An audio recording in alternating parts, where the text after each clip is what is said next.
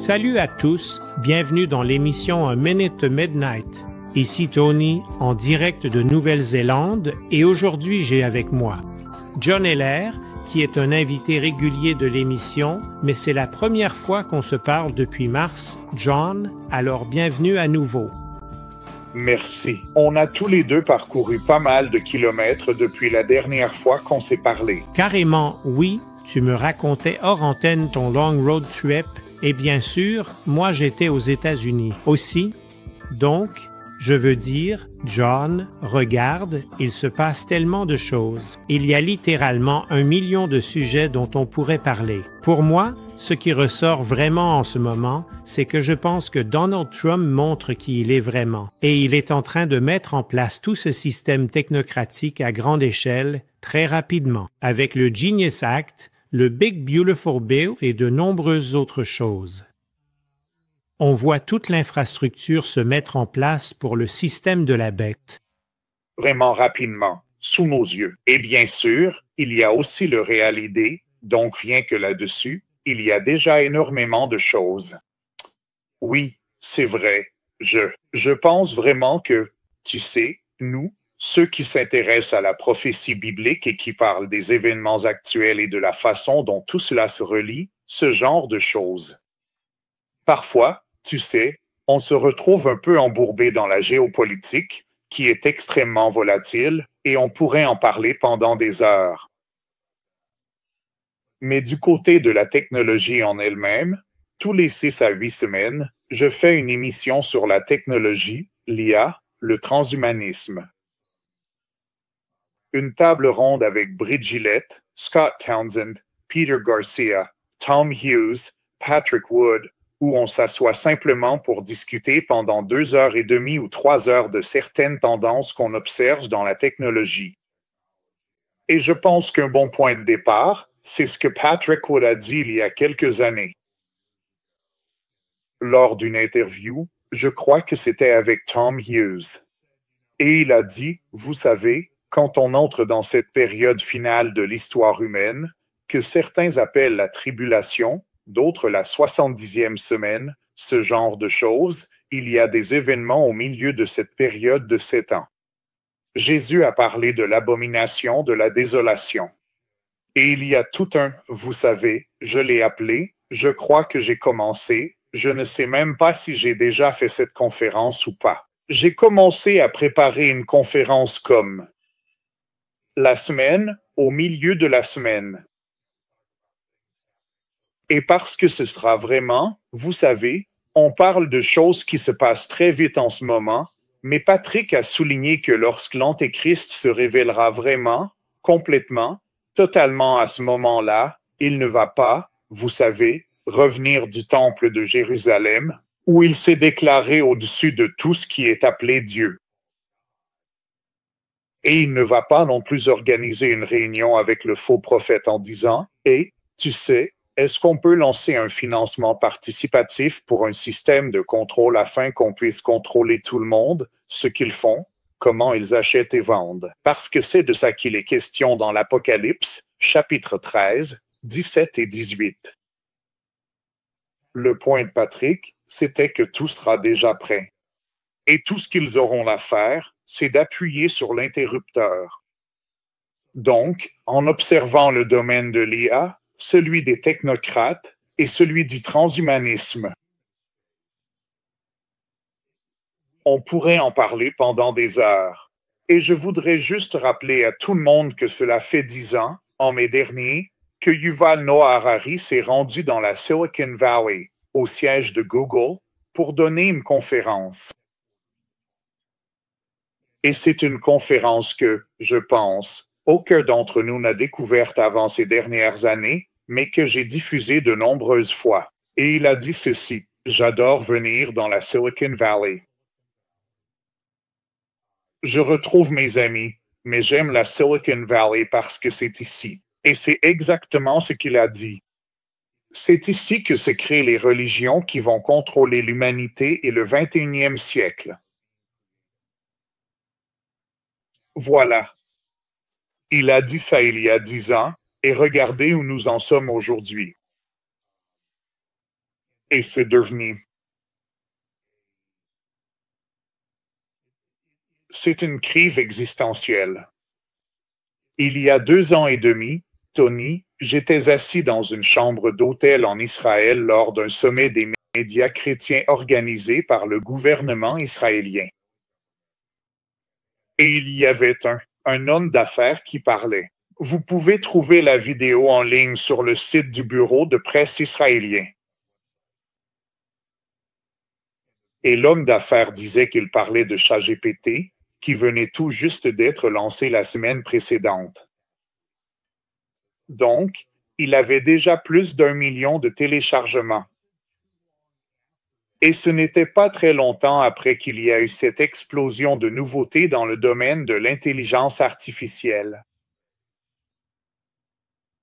Et l'objectif, c'est d'atteindre Ray. Kurzweil appelle cela la singularité. Il y a Elon Musk et d'autres qui poussent dans ce sens.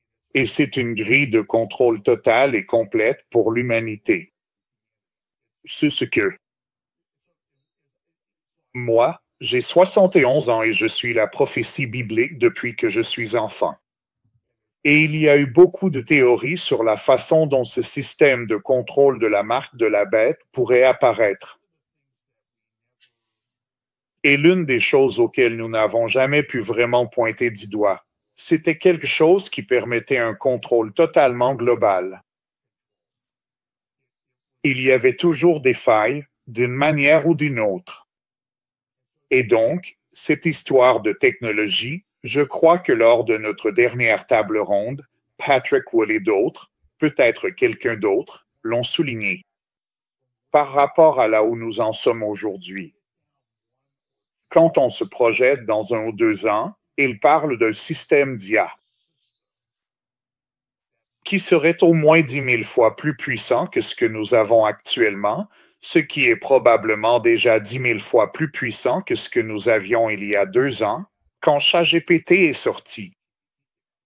Donc, quand on commence à empiler tout ça, des augmentations exponentielles les unes sur les autres, on parle de quelque chose de tout simplement incroyable. Et donc, il y a 2 ans, quand tout cela a vraiment commencé à faire surface, tu te souviens de la fameuse interview avec Eliezer Yudkowsky, l'un des gars qui a contribué au développement de ces systèmes d'IA. Et il a dit que c'était une menace existentielle. Et que si les gens n'acceptaient pas de ralentir et d'arrêter les choses là où nous en sommes, de les geler à l'état actuel, il faudrait bombarder leurs fermes de serveurs. Mais en attendant, toi, moi et tous ceux qui t'écoutent régulièrement, ainsi que tes invités, on sait très bien que rien n'a été fait pour ralentir les choses. Non, cela va effectivement utiliser la technologie de l'intelligence artificielle, une avancée majeure qui permet d'automatiser des tâches complexes et d'analyser de vastes quantités de données avec une précision inégalée. L'IA, ou intelligence artificielle, englobe un large éventail de technologies, y compris l'apprentissage automatique, le traitement du langage naturel et la vision par ordinateur. Dans ce contexte précis, l'intégration de l'IA signifie que le système sera capable d'apprendre de manière autonome à partir des informations qu'il reçoit, d'identifier des modèles, de prendre des décisions éclairées et même de s'adapter à de nouvelles situations sans intervention humaine directe. Par exemple, l'IA pourrait être utilisée pour optimiser des processus, prédire des tendances, personnaliser des expériences d'utilisateurs ou encore détecter des anomalies. Cette approche basée sur l'IA garantit une efficacité accrue, une réduction des erreurs et une capacité à gérer des scénarios qui seraient autrement trop complexes pour des méthodes traditionnelles. En somme, l'utilisation de l'IA transforme radicalement la manière dont les opérations sont menées, offrant des capacités d'analyse et d'exécution bien supérieures à ce qui était possible auparavant, et ouvrant la voie à des innovations continues et à une amélioration constante des performances globales du système. Et ça, je pense que c'est l'une des rares choses. C'est un point de vue un peu différent sur la question Russie-Ukraine, et je pense que c'est extrêmement important. Ce qui se passe dans la guerre Russie-Ukraine représente un changement total dans la manière dont les guerres seront menées à l'avenir, quelle que soit la durée de cette période. Et ce que fait l'Ukraine, c'est ils sont tout au bout de la courbe technologique. Ils sont vraiment en avance sur la courbe technologique. La Russie, elle, continue de s'appuyer sur enfin, ils fabriquent des drones et ce genre de choses. Et il y a eu une sorte de guerre d'aller-retour. L'Ukraine invente de super drones, puis la Russie développe quelque chose pour les brouiller. Ensuite, l'Ukraine réagit, et ça, c'est vraiment une évolution très récente. Au cours des 6 à 8 dernières semaines, l'Ukraine pilotait ses drones en utilisant la fibre optique pour contourner le brouillage des Russes. Alors, ça a ses limites, mais on a vu que ce genre de limite n'a pas vraiment freiné l'Ukraine. Ils sont allés à 8000, 9000 kilomètres de l'Ukraine. Et ils attaquent des bases aériennes nucléaires où sont utilisés les avions nucléaires pour leur triade nucléaire, ou peu importe comment ça s'appelle en Russie. Ils ont détruit un paquet d'avions avec ces drones. Et ils détruisent des chars à 10 millions de dollars avec un drone à 3000 dollars. Je veux dire, la puissance exponentielle qu'ils tirent de ces drones est incroyable. Mais ce qu'ils font maintenant, justement à cause du brouillage.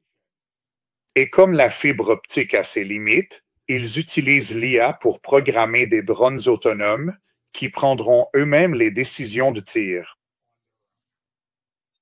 Et ce que l'Ukraine a maintenant, c'est probablement plus de données de champ de bataille sur la façon dont ces choses doivent être programmées que n'importe qui d'autre sur la planète. C'est pour ça que cette guerre, peu importe le camp que vous soutenez, c'est un véritable bouleversement, et ça s'inscrit dans beaucoup de nos scénarios de fin des temps dont on parle.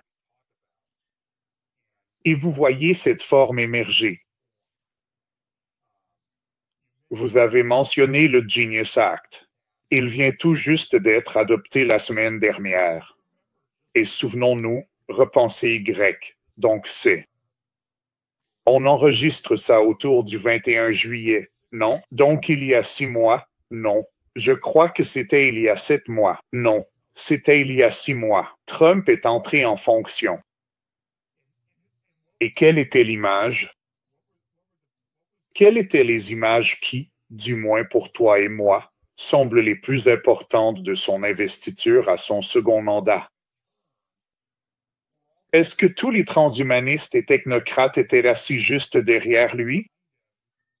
Et l'énorme quantité de richesses qu'il possède. Je veux dire, ils sont plus riches que beaucoup de pays. Et il y avait probablement, je ne sais pas, 3000 milliards de dollars de fortune personnelle rien que sur la rangée assise derrière lui lors de son investiture. Et donc, si je prends un peu de recul, je pense que l'un des extraits vidéo les plus marquants que j'ai jamais diffusé. C'était Pippa Malgrand au sommet du gouvernement mondial à Dubaï, je crois que c'était en 2022. Elle vient d'une famille de financiers et c'est une analyste financière, gestionnaire, peu importe ce qu'elle fait. Et elle a dit, vous savez, toutes ces technologies se développent et nous avons besoin d'une charte numérique des droits pour protéger les droits des gens. Alors, nous voici assis là, 3 ans plus tard, et avez-vous reçu votre exemplaire de la Déclaration des droits numériques que les technocrates ont mise en place? Et donc, beaucoup de gens espéraient que Trump ne tomberait pas dans le panneau. D'accord.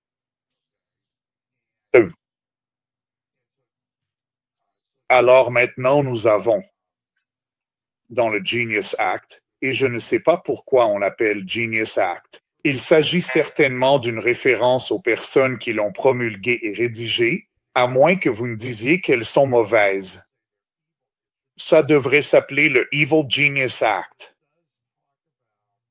Mais les questions, et c'est quelque chose dont j'ai parlé, Rich Ouellet en a parlé, Plein d'autres personnes en ont parlé aussi, de la tokenisation des actifs, de transformer tout en quelque chose de numérique et d'avoir un jeton numérique pour représenter votre propriété, votre voiture, toutes ces choses-là. Et l'argument, c'est, eh bien, on en a besoin pour la sécurité à notre époque, et d'accord, cet argument tient la route. Mais c'est aussi un homme. Ça se transforme en un immense réseau de contrôle, un médium. Ouais, et donc voilà. Il y a une disposition, il y a même une définition dans le projet de loi Genius Act que Je ne pense pas que Trump l'ait encore signé, mais je crois qu'il a été adopté à la fois par notre Sénat et la Chambre et qu'il attend maintenant la signature de Trump. Et s'il ne le signe pas, il devient loi.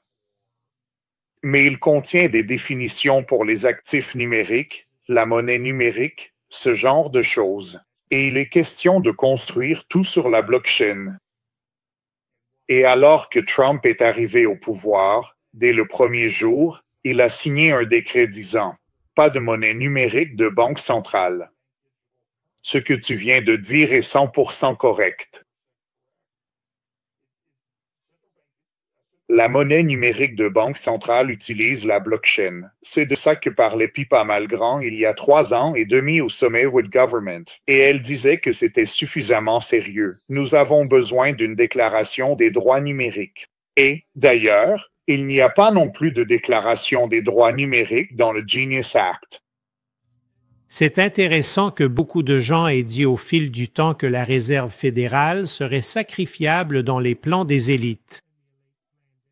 Et je pense que ce Genius Act, ce Stablecoins Act va faire, c'est rendre la Réserve fédérale sacrifiable, mais le gouvernement gardera quand même le contrôle sur tout grâce au stablecoin.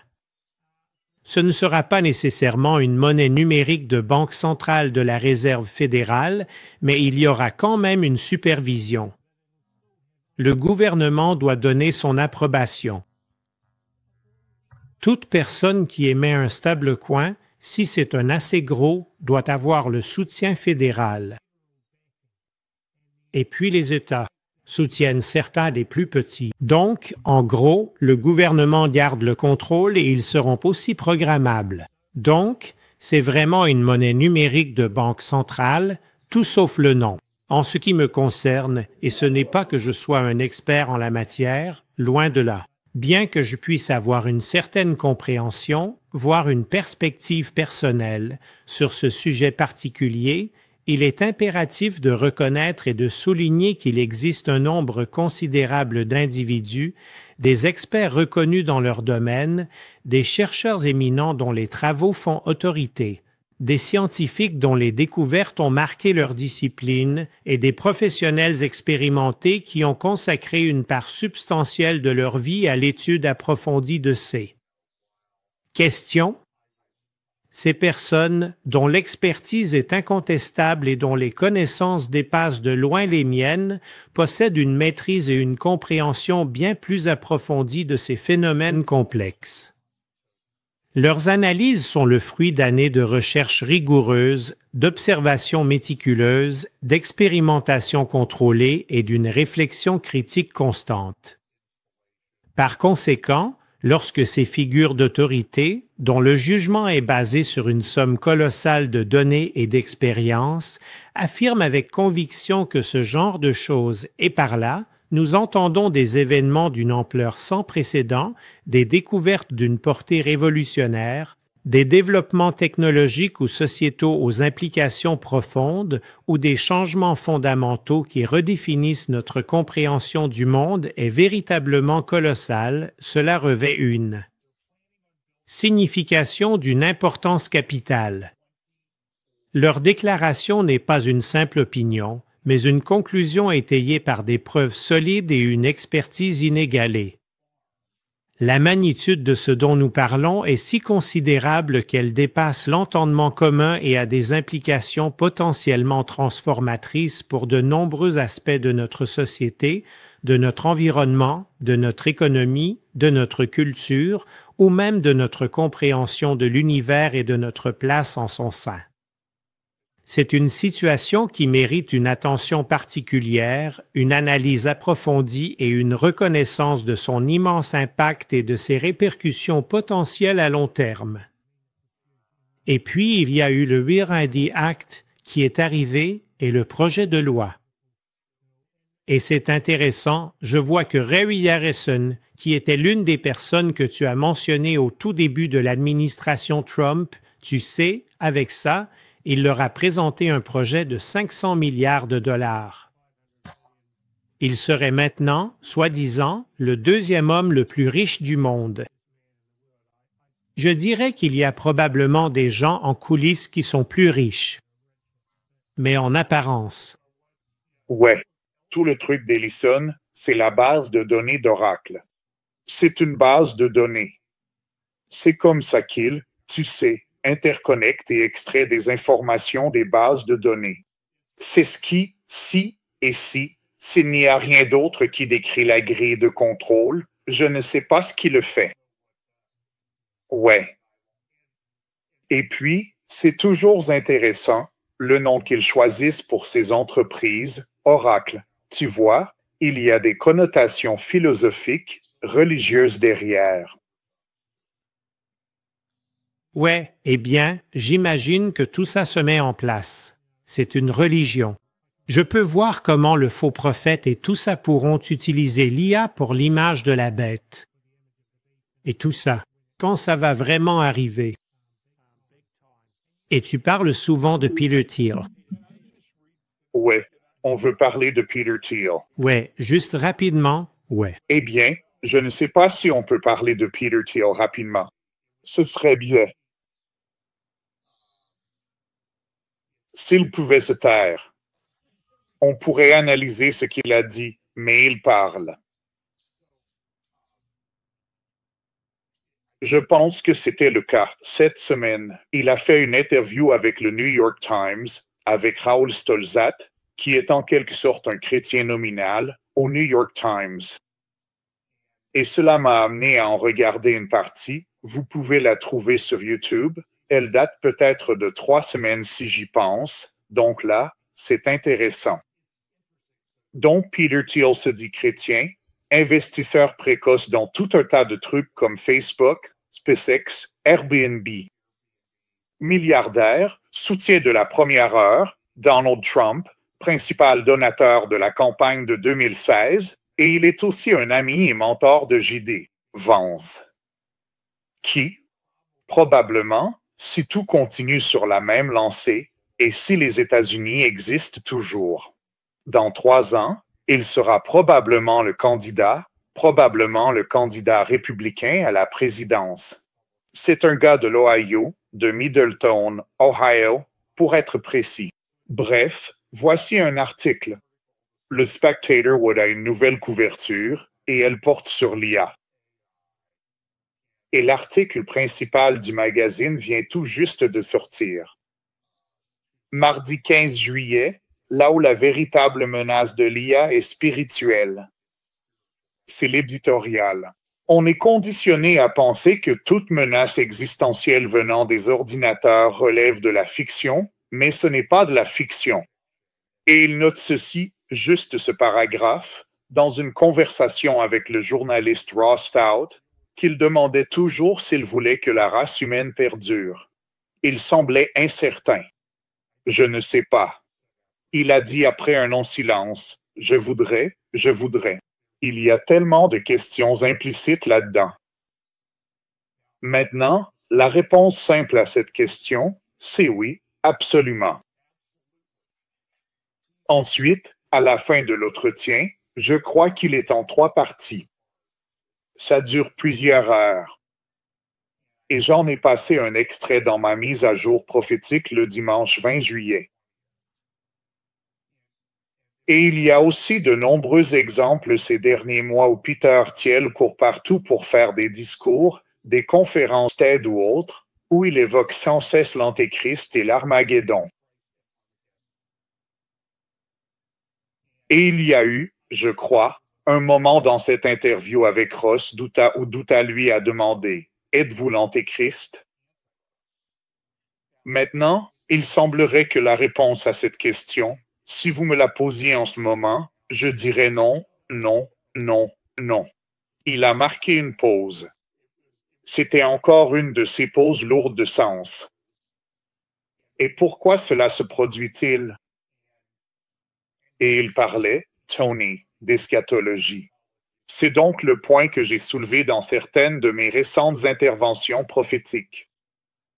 Quand des personnes laïques, quand des transhumanistes laïques, quand des technocrates transhumanistes laïques prennent la parole, en des termes utilisés dans la Bible et dans les passages prophétiques, les chrétiens doivent d'abord se pencher sur ces passages et ils doivent prêter attention à ce que disent ces personnes, car cela en dit long sur l'époque dans laquelle nous vivons. Ouais. Eh bien, il est gay, c'est un transhumaniste, il soutient Trump, comme tu dis. Il a aussi acheté la citoyenneté en Nouvelle-Zélande, donc ici, pour la Nouvelle-Zélande, c'est la porte de sortie de Peter Thiel. Et il est milliardaire. Il a aussi été l'un des fondateurs de PayPal. Il est aussi derrière Palantir, que Trump utilise énormément, tout comme d'autres gouvernements.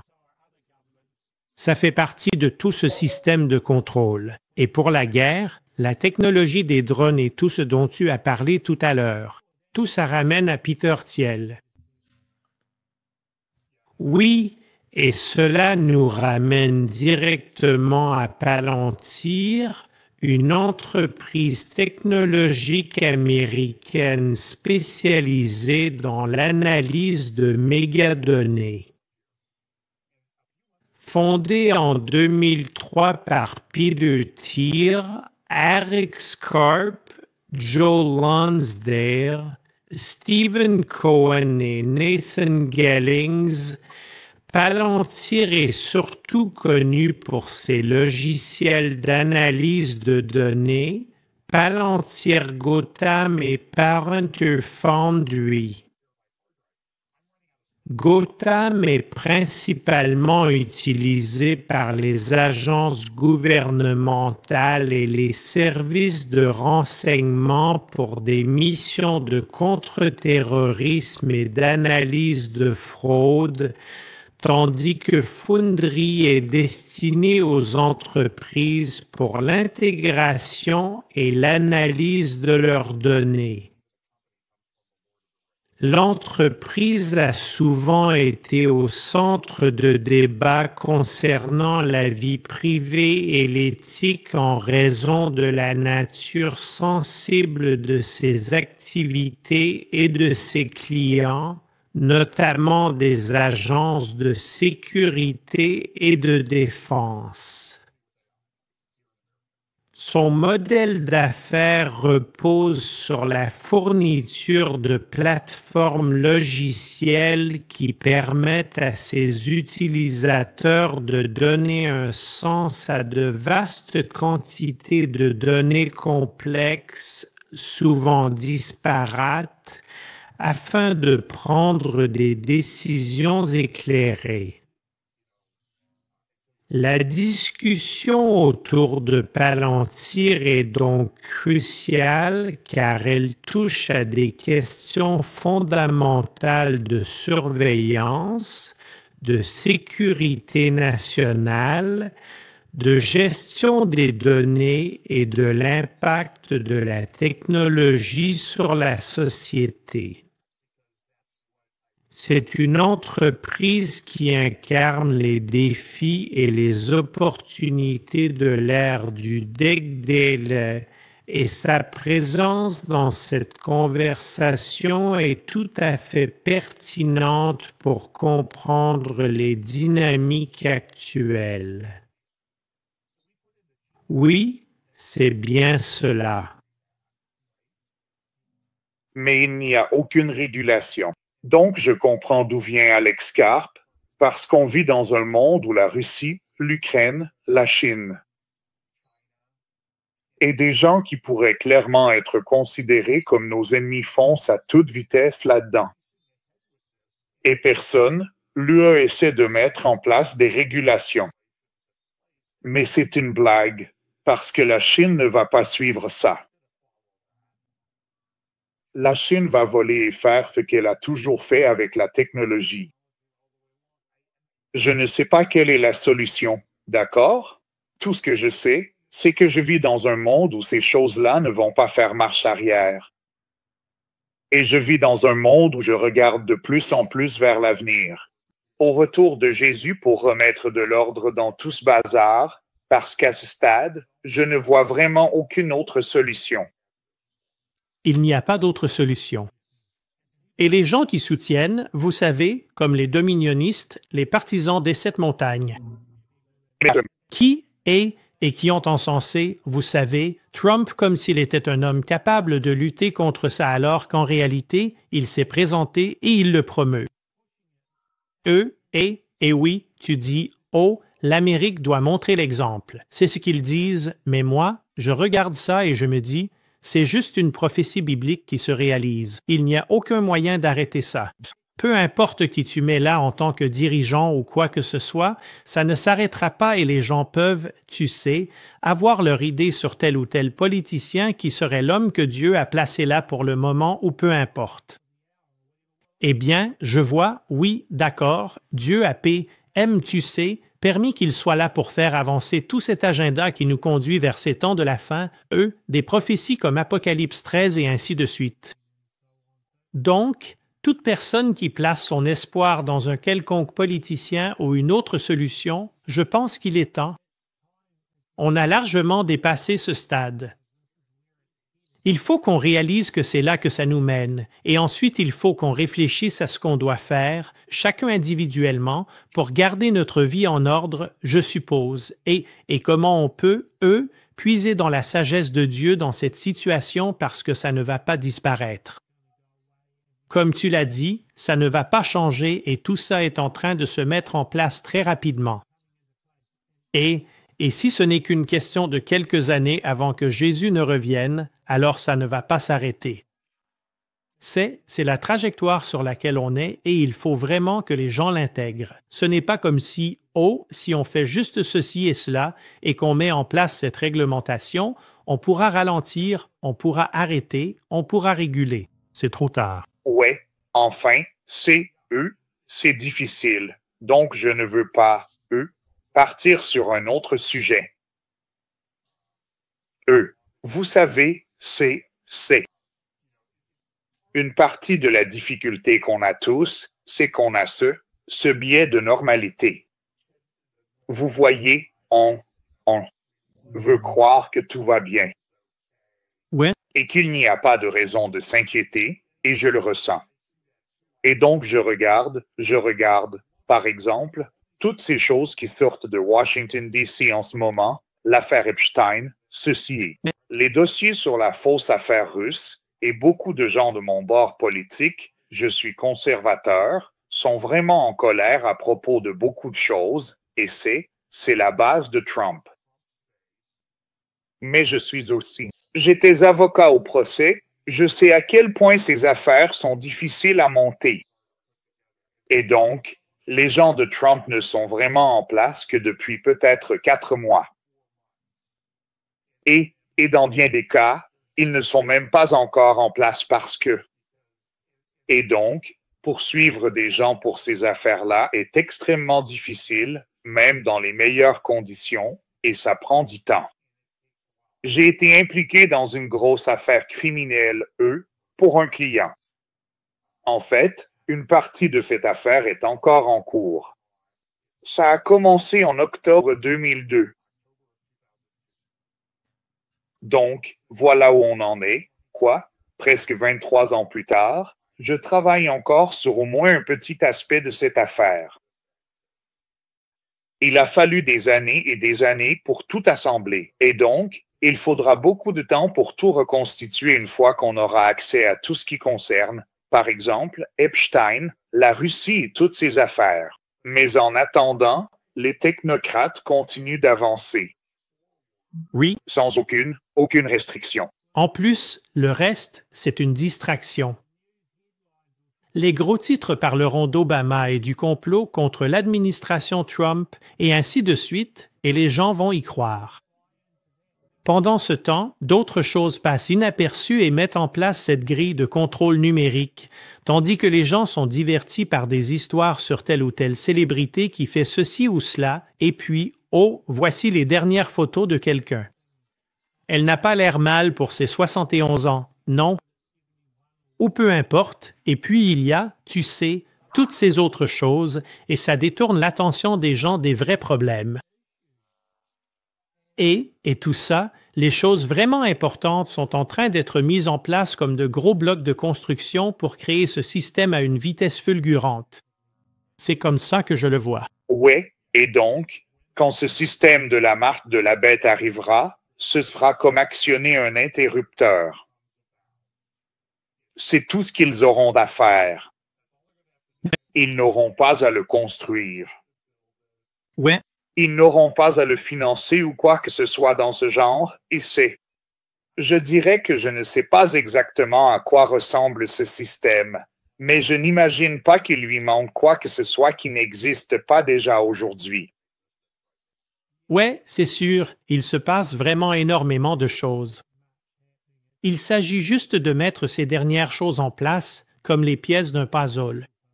Mais bon, je pense qu'on ferait mieux de conclure, mais je ne veux pas finir ça sur une note totalement négative.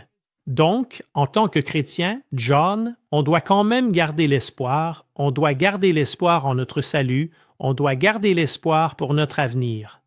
Et donc, qu'est-ce que tu dirais aux gens qui écoutent et qui se disent « Oh, tout ça me… » Eux, parce que certaines personnes ont peur. Oui, vous savez, écoutez, je dirais seulement de mon point de vue personnel, je sais tout ça, je l'étudie, j'en parle. Je ne le fais pas pour effrayer les gens. Je le fais pour rappeler aux gens où se trouve réellement leur espoir, que tout cela est temporaire. Comme je l'ai vu, j'ai vu un homme laïque, pas un chrétien. Jerry Seinfeld, l'autre jour, a fait une très bonne remarque. Et oui, on lui a dit, eh bien, tu reçois beaucoup de retours négatifs? Non. Et il répond, je m'en fiche. Je m'en fiche. Il a dit, je suis ici pour si peu de temps que je ne vais pas laisser ces choses-là m'atteindre. Je vais me concentrer sur ce sur quoi je dois me concentrer. Et ce sur quoi nous devons nous concentrer, c'est Jésus, aider à bâtir son Église, partager l'Évangile et former des disciples, même maintenant. Et donc, même si je parle de tout ça, je n'ai vraiment pas peur. D'accord, je le vois arriver, je sais que c'est là. Et c'est peut-être parce que je suis plus âgé et que je sais que, statistiquement, mes chances d'être là encore très longtemps ne sont pas très élevées, donc je ne m'en fais pas. Je sais où je vais. Mais je dirais aussi que je pense que les chances statistiques que nous restions tous ici très longtemps jusqu'au retour de Jésus, eh bien, cette fenêtre est en train de se refermer.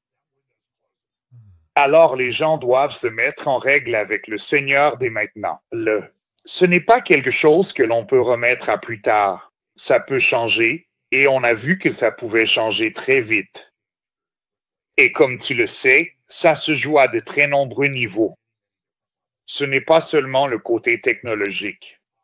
C'est la géopolitique, la politique, la morale, la religion, et c'est aussi un peu dans l'espace de la technocratie. On voit émerger une fusion du religieux, du spirituel et du technique d'une manière que beaucoup d'entre nous qui suivent tout ça se disaient toujours. Je ne pensais pas que je verrais ça. Je ne pensais pas que je verrais ça.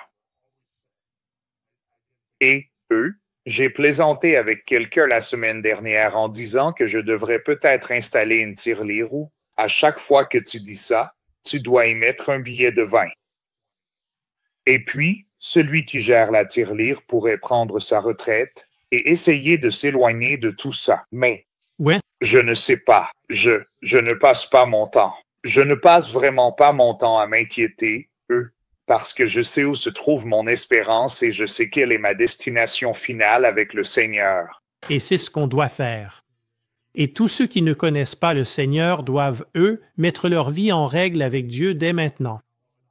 Je pense aussi qu'il est judicieux de faire un minimum de préparatifs pour les choses du mieux qu'on peut. Bien sûr. C'est aussi vraiment important de profiter de la vie et d'apprécier les choses simples tant qu'on le peut, parce qu'on ne sait pas combien de temps encore on aura cette liberté. Alors profitez de chaque jour autant que possible. Gardez votre vie en règle avec Dieu.